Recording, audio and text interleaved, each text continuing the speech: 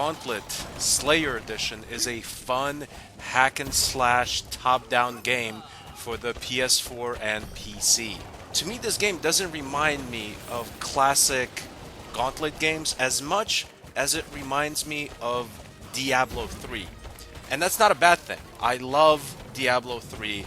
The Diablo gameplay concept is a lot better, at least to me, than classic Gauntlet games.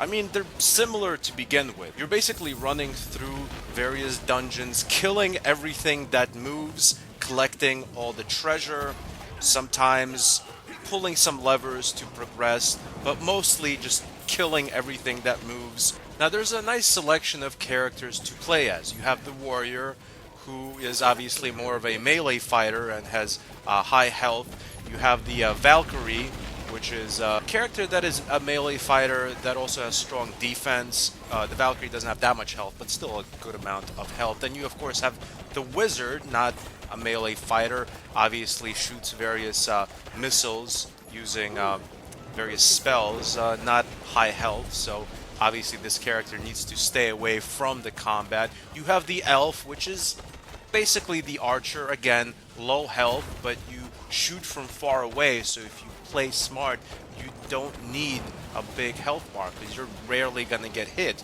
if you're good at evading and running away. And also you have the Necromancer, kind of a medium-range melee fighter, and they can summon the undead, obviously.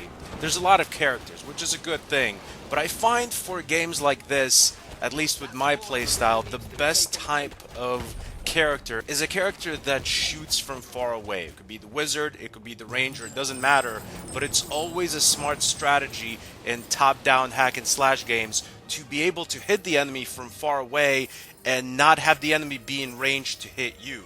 Especially in a game like this, where there are spawners. By spawners, I mean these structures that pop up, and enemies are basically born from the structure. You have to destroy the structure, or the enemies are going to keep coming and coming and coming. And believe me, in the later levels, there is just an army of enemies coming out of these structures. The strategy a lot of times will be running around the structure, shooting it, hitting it, whatever your character does. Placing a bomb near the structures is my favorite strategy.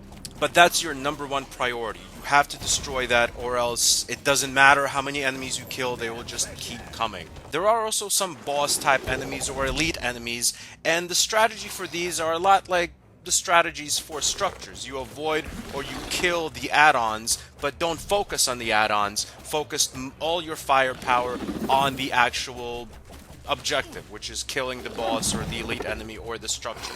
That's the thing you need to destroy in order to progress. All the add-ons will be a piece of cake after the main enemy is destroyed. Cut off the head and the body falls. The gameplay is solid, and really in a simple game like this, that's all that matters. If you're having fun with the gameplay, if a good smart strategy is actually helping you progress and it's not just a stupid button masher, you know it's a quality title. To me, this game is basically like Diablo III Light.